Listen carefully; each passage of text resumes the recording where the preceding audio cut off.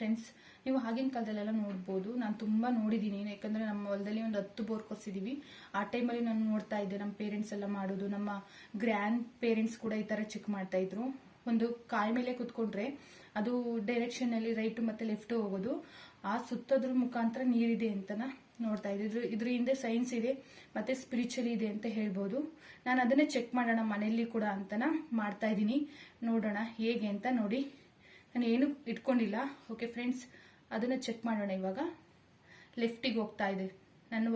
ನನ್ನ ಒಂದು ಬಾಡಿ ಇದ್ರ ಮೇಲೇನೆ ಕುತ್ಕೊಂಡಿದೆ, ಕಾಲ್ ಮೇಲೆ.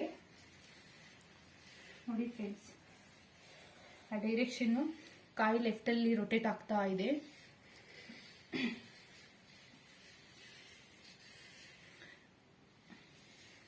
ನೋಡ್ಬೋದು, ನಮಗೆ ತುಂಬಾ ರೊಟೇಟ್ ಆಗ್ತಾ ಇದೆ ಫ್ರೆಂಡ್ಸ್. ಸ್ಪೀಡ್ ಆಗಿ ಆಗ್ತಾ ಇದೆ ಕಾಯಿ, ತುಂಬಾ ಸ್ಪೀಡ್ ಆಗಿ ಆಗ್ತಾ ಇದೆ.